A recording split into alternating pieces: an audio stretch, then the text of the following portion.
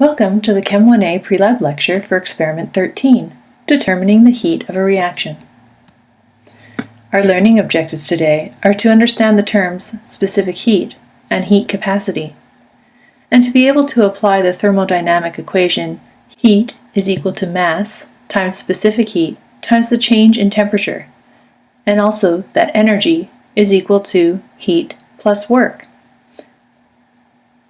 Using these equations, we will calculate the heat of a reaction as part of a stoichiometric chemical reaction and see that there is a relationship between the number of moles of reactant converted to product and the moles of energy produced or consumed.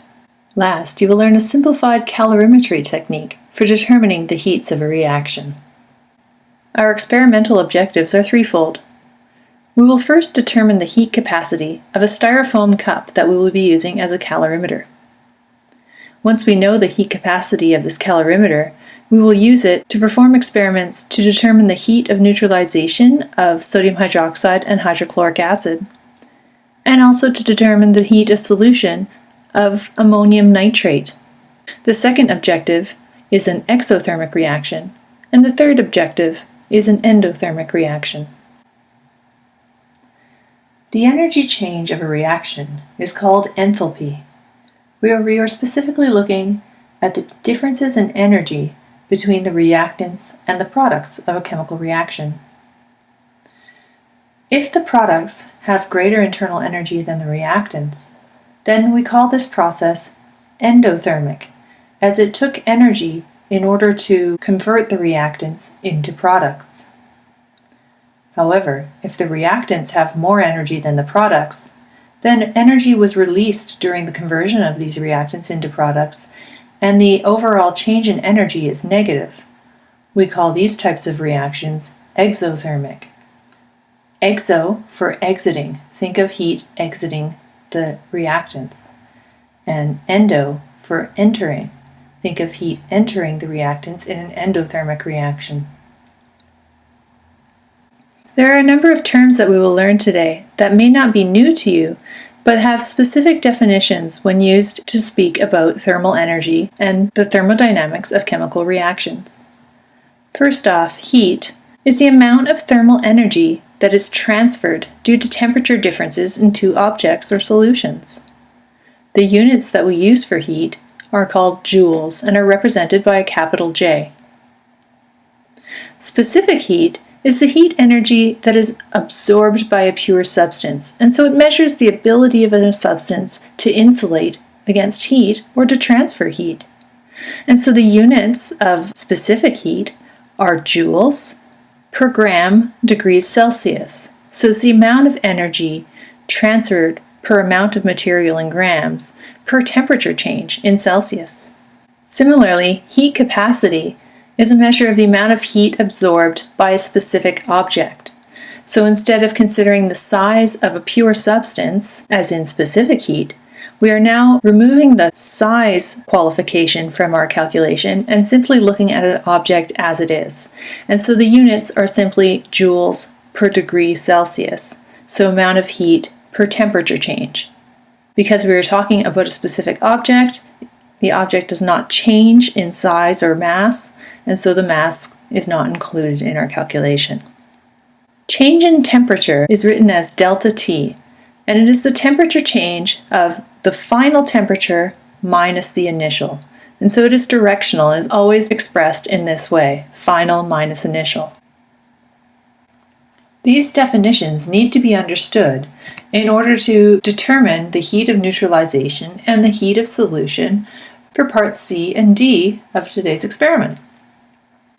Throughout all of the calculations for today's experiment, there are basically two equations that you need to understand. And these equations use the expressions of heat, specific heat, heat capacity, and change in temperature. The first thermalchemistry equation to understand is the law of conservation of energy. This means that whatever the heat energy transfer of a reaction is, that transfer needs to be consumed by either the water that the reaction is taking place in or the calorimeter, so that there is zero net change of energy. If our reaction gives off heat, then that heat will be absorbed by the water and the calorimeter. If our reaction consumes heat, then that heat is going to come from water and the calorimeter. The heat that is generated or consumed by a reaction has to go somewhere so that the overall heat energy transfer is zero. You will use variations of this equation for each thermalchem calculation that you do in the lab. In order to solve these equations, it's necessary to remember the equation for heat energy. Heat energy is equal to the mass times the specific heat times the change in temperature for a given substance. Or if we're talking about a calorimeter, we don't have a mass or a specific heat, but we have a heat capacity. So heat can also be equal to the heat capacity times the change in temperature. Heat energy measures the amount of heat energy transferred by one of the substances or objects involved in our experiment. So for the above equation of conservation of energy, where I have the heat of reaction plus the heat of water plus the heat of the calorimeter, this could be written as the mass of the reactant times the specific heat of the reactant times the change of temperature for that one reactant, plus the mass of water times the specific heat of water times the change in temperature of water, plus the heat capacity of the calorimeter times the change in temperature of the calorimeter. For each of these expressions, it's important to note the final and initial temperature of each of the participants in the reaction. The initial temperature of a calorimeter can be assumed to be that of the temperature of the room. The temperature of all other solutions should be measured using a thermometer. Once you have gathered your supplies and assembled your calorimeter according to Part A in your lab manual, it is now time to determine the heat capacity of your calorimeter. Remember that heat capacity refers to the amount of heat absorbed by a specific object, so we do not need to know the mass of our styrofoam cup. So using the first law of thermodynamics, or the conservation of energy equation that I just introduced, we know that the heat of the system remains constant. And so our heat expressions that we would use for Part B are the heat of hot water plus the heat of cold water plus the heat of the calorimeter equaling 0. We can rearrange this equation by subtracting the heat of the calorimeter from both sides of the equation. This gives us negative heat calorimeter is equal to the heat of the hot water plus the heat of the cold water. To solve the heat capacity of the calorimeter, we need to expand out the equation for heat of hot water and heat of cold water. So we begin by knowing that the specific heat of water is 4.184 joules per gram degrees Celsius. We know that 1 milliliter of water is equal to 1 gram of water. So if we measure out our hot water and our cold water with a graduated cylinder and take careful note of our significant figures, we can convert the milliliters of water to grams of water simply by changing the unit. We also know that heat is equal to mass times specific heat times change in temperature. So by putting in a mass, a specific heat, and a change in temperature expression for Q hot and Q cold, we should be able to find negative Q cal. So for example, if we were asked to use about 50 milliliters of hot water and about 50 milliliters of cold water, we could have an equation that looks something like this. 50.1 grams of hot water times the specific heat of water times T final minus T initial. So our initial hot water was 58.8 degrees Celsius, and when we mixed it with cold water, the resulting temperature in the calorimeter was 32.4. Similarly, we had 49.7 milliliters of cold water, so we convert that to 49.7 grams, multiply that by the specific heat of water, and then the T final should be the same. So that's the mixture of the two waters. So my T final is again 32.4 degrees Celsius, and my cold water was at about room temperature, so it was 20.2 degrees Celsius. So I solve out the mathematics here, and my heat of the hot water was negative 5,533.9, and the heat of the cold water was positive 2,536.9. If we remember that endothermic is donating heat, hot water is going to donate its heat to the cold water. So we should have a negative here. And the cold water is going to gain heat from the hot water, so we should have a positive expression here.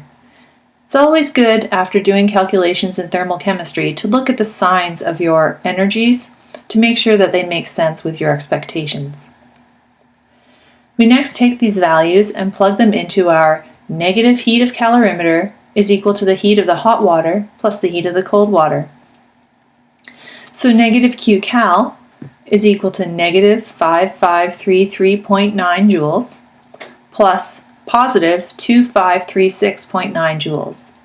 So negative Qcal is equal to negative 2,997 joules. And we see that Qcal is equal to 2,997 joules. We're almost at our goal, which was to determine the heat capacity of the calorimeter. However, we are missing one expression. Remember that the heat of the calorimeter is equal to the heat capacity times the change in temperature.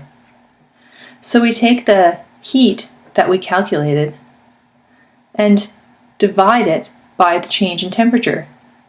Because we rearrange the equation of Q equals C delta T, C is equal to Q divided by delta T. So here's our heat of the calorimeter, and the calorimeter ended at 32.4. We're assuming the calorimeter becomes the same temperature as the water within it at the end of the reaction, and that it began at room temp. So 32.4 minus 20.2, we take that division, and the heat capacity of our calorimeter is 246 joules per degree Celsius.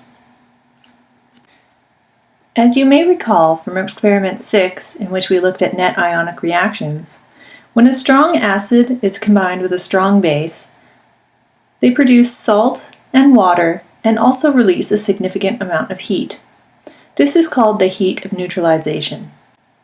When calculating the heat of the reaction, we can consider that heat has a stoichiometry of 1, so the amount of heat produced will be proportional to the amount of products produced. Thus, the heat of reaction is given an expression in terms of joules per mole, and this is called enthalpy and given the symbol delta H. When calculating the heat of neutralization, we still use the first law of thermodynamics, conservation of energy. So the heat of reaction plus the heat of water plus the heat of the calorimeter will be equal to 0. So rearranging that, the negative heat of reaction is equal to the heat of the calorimeter and the heat of water. To solve for the heat of the reaction, we perform calculations similar to what we did to determine the heat capacity of the calorimeter. We will expand out our heat equation using the specific heat and heat capacity and change in temperature terms. When setting up this experiment, it's very important to note that your initial temperature of the hydrochloric acid and sodium hydroxide solutions should be as close to room temperature as possible, and also very close to each other, so within 0.5 of a degree Celsius. This is because we will be assuming that our solutions of hydrochloric acid and sodium hydroxide have the same specific heat and density as water. And so when we expand out our conservation of energy equation, we will use the mass of the hydrochloric acid and sodium hydroxide in place of mass of water, and also use the average temperature of hydrochloric acid and sodium hydroxide as our T initial for our change in temperature expression. And so when we expand the heat expressions for the heat of the calorimeter and the heat of water, we get that the heat of the calorimeter is equal to the heat capacity times T final minus room temperature. And that the heat of water is equal to the mass of the sodium hydroxide and the hydrochloric acid together, times the specific heat of water, times the final temperature of the reaction, minus the average initial temperature of sodium hydroxide and hydrochloric acid. By plugging in the values that you get from your experiment, you should be able to determine negative Q reaction and then multiply by -1 to find the heat of the reaction. The last step in your procedure will be to determine the enthalpy of the reaction by taking the heat of reaction and dividing it by the moles of product produced. In Part D, we will be looking at an endothermic reaction that comes from dissolving ammonium nitrate in water. This is called the heat of solution. Some solids require heat energy in order to dissolve, and ammonium nitrate is one of these solids. When you perform this reaction, you should note that the solution becomes quite cold. Similar to heat of neutralization, the heat of solution can also be applied as a stoichiometric term and is given the units of joules per mole. Because we are putting heat into the reaction, we expect that the enthalpy of the heat of solution will be a positive value, as it is an endothermic enthalpy. Once again, the law of energy conservation is applied so that the heat of solution plus the heat of the calorimeter plus the heat of the water is equal to 0. And when we rearrange that, the negative heat of solution is equal to the heat of the calorimeter plus the heat of water. So in order to calculate the heat of solution, we will begin by assuming that the ammonium nitrate does not change the specific heat or the density of the water. It's also important in this step to make sure that your water is as close to room temperature as possible, because we will be assuming that the ammonium nitrate and the calorimeter are at room temperature. This way, when we expand the equation for conservation of energy, such that the heat of the calorimeter is equal to the heat capacity times the change in temperature, and the heat of water is equal to the mass times the specific heat times the change in temperature, we can see that this would expand such that the heat of the calorimeter is equal to the heat capacity times the final temperature of the solution after all of the ammonium nitrate has dissolved, minus room temperature, and that the heat of water is equal to the mass of the water that you began with, times the specific heat of water, times the final temperature of the solution, minus the initial temperature of the water. Plug in the values that you get from your experiment, and you will have the negative heat of solution. Remember to multiply by -1 to get the heat of solution. Finally, you can divide the heat of solution by the number of moles of ammonium nitrate that you dissolved to figure out the enthalpy of dissolving ammonium nitrate. This can be a little bit of a long lab, so it's important to be prepared and think ahead as much as possible. Here are a few tips for success to ensure that you finish the lab on time and get the best data possible. First off, the thermometers that you will be given to measure temperature will have gradations down to single degrees, and so you need to guess between these gradations in order to figure out the nearest tenth of a degree, so that you end up with 3 sig figs. For example, 22.6. You should have 1 decimal place in all of your temperature readings. If you do not include these decimal places, your data will be automatically marked wrong. Similarly, your volume measurements should be done in a graduated cylinder that has 1 ml increments. So if your graduated cylinder has 1 ml increments, you should be able to guess between these increments to the 10th place so that you have 1 decimal place in all of your volume measurements as well. When you first begin the experiment, one lab partner can go and collect the calorimeter pieces and assemble the calorimeter, while the other lab partner sets out water to come to room temperature and also begins heating the hot water to 60 degrees Celsius for part B of the experiment. Please remember to take care when handling the acid and base solutions for Part C. Wear gloves and minimize the opportunity for spills by using large containers to hold your solutions. I hope that this video has clarified some of the points of the lab manual, but please do read through the entire lab manual procedure for more detailed information. Have fun and good luck.